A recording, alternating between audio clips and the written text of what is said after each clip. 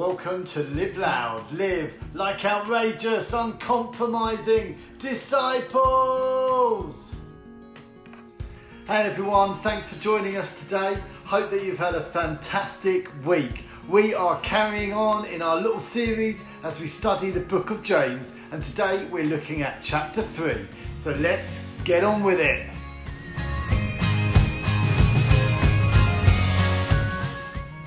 Let's kick off straight away with a game. I'm going to show you 5 pictures of a celebrity, and all you have to do is guess who the celebrity is. The thing is, all you're going to see is their mouth. So here we go.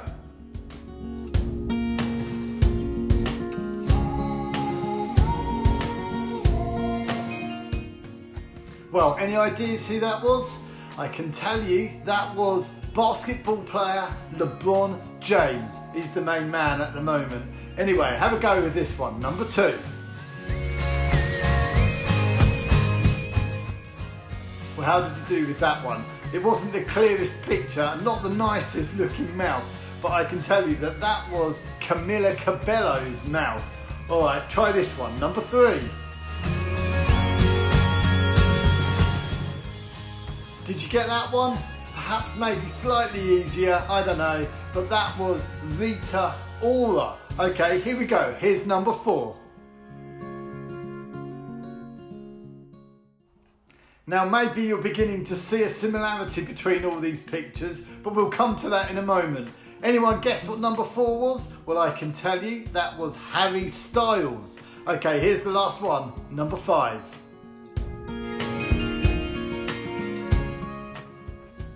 And number 5 was Selena Gomez. There we go. Did you get them all right? I probably wouldn't have done if I hadn't known the answers.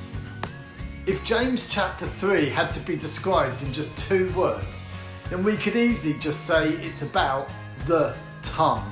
That's why all of those pictures had celebrities sticking their tongues out, because this is the main thrust of what James is talking about in this chapter. James takes the tongue extremely seriously, and with good reasons. One of the first sins in the Bible in the beginning of time was a sin of speech. And that's what the tongue represents. The things that we say, the things that come out of our mouths. Maybe you want to just take a moment to think, what are all the different ways that we might use our tongue, our speech? The good things and the bad things, the positive and the negative. Have a little go with that now, either to yourself or with the people that you're with. Here's some of the things that I came up with. Encouragement, truth, love, prayer, peace, worship, praise. All of these are the positive things. But then there were the negative things in red. Swearing, lies, gossip, abuse, slander, hate, anger. So let's read what James has to say about the tongue. We're going to read from James chapter 3 and verses 3 to 8. When we put the bits into the mouths of horses to make them obey us, we can turn the whole animal. Or take ships as an example. Although they are so large and are driven by strong winds, they are steered by a very small rudder wherever the pilot wants to go. Likewise, the tongue is a small part of the body, but it makes great boasts. Consider what a great forest is set on fire by a small spark. The tongue also is a fire, a world of evil among the parts of the body. It corrupts the whole body, sets the whole course of one's life on fire, and is in itself set on fire by hell. All kinds of animals, birds, reptiles and sea creatures are being tamed and have been tamed by mankind. But no human being can tame the tongue. It is a restless evil, full of deadly poison. James uses 3 pictures to get across exactly what he means by the importance of using our mouths and the tongue wisely. So let's have a look at these 3 pictures that he uses. So first of all, James uses the illustration of a horse and a ship. That the horse can be controlled into which direction it goes just by the small bit in its mouth. And a ship can be controlled whether it goes left or right just from the small rudder that's on it. And James makes the point that our tongue is like this. It may only be a small part of the body, but it can control us. It can determine what we're like and how we're like and how we're received and perceived by other people. The second picture that James uses is that of a fire. And he makes the point that a small spark can cause a huge forest fire. The point he's trying to say is, you see, our words, our tongue are powerful, but they can be destructive. You know, it only takes one word to knock someone's confidence. There used to be a silly poem that used to say, "Sticks and stones may break my bones, but words cannot hurt me." Well, the truth is, words can do so much damage. They can be really destructive to a person. And so James is saying, don't be like that. Don't let your words cause a forest fire, because your tongue is like a fire. We have to be careful how we use it. And the third thing James says is that the tongue is untamable. And he uses this illustration of loads of different animals, from birds to reptiles to sea creatures, and how human beings have been able to tame these creatures. But the truth is, apart from Jesus, no human being has ever been able to tame their tongue. And right at the end of this section, James even says that our words can be like deadly poison, that the things that we say can be harmful and hurtful. This was just how much James wanted to get across, that we need to become masters of the things that we say. We need to master our tongue, that it wouldn't be destructive, that we would try and get some sort of control over it. And with God's help, we can. Time for a quick activity now. What I want you to do is grab a coin and then just to flip it like this, catch it on your hand and see whether it's a heads or tails. Oh, I disappeared for a minute then.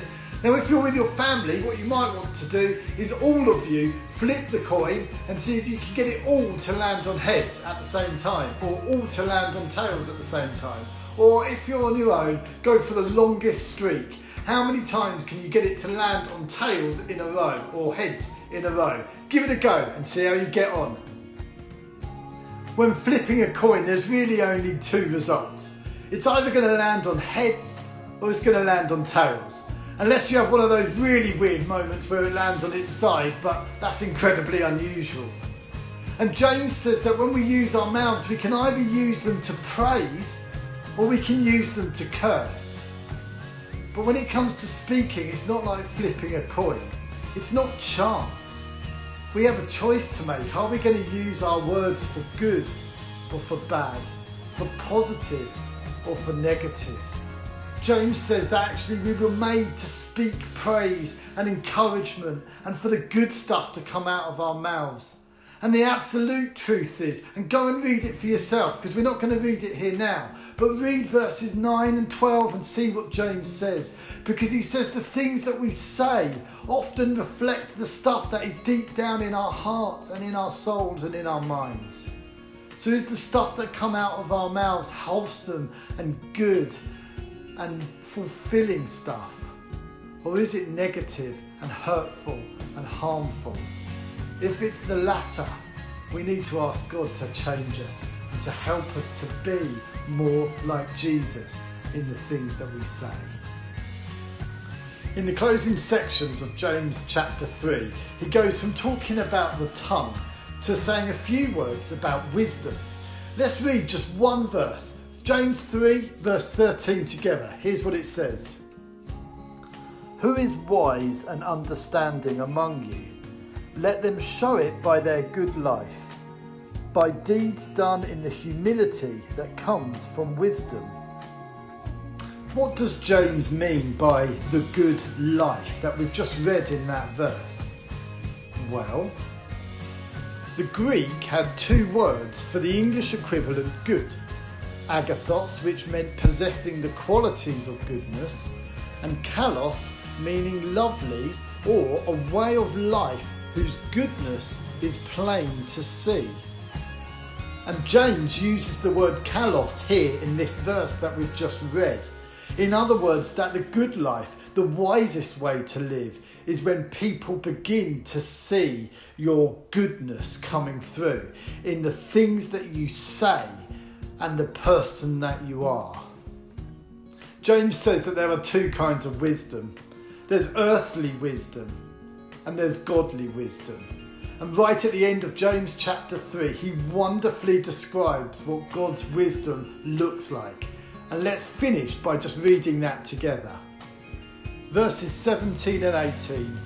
But the wisdom that comes from heaven is first of all pure, then peace-loving, considerate, submissive, full of mercy and good fruit, impartial and sincere. Peacemakers who sow in peace reap a harvest of righteousness. That's the kind of wisdom that God has. That's the wisdom that he longs for us to have. And it starts by being in relationship with Jesus and knowing him more deeply. I encourage you to look at some of those statements from those last verses again and to see if you can be that kind of person, to live that way, asking God to help you by his Holy Spirit. And maybe the other challenge this week, to think about the things that we say, the way we use our tongue, and to see if we can spend a whole week only using it for the positive, to pray, to praise, to say encouraging things, to be kind to people in our words that come out of our mouths. Why not give it a go? It'll be a challenge, but it'll change us for the better. Go for it.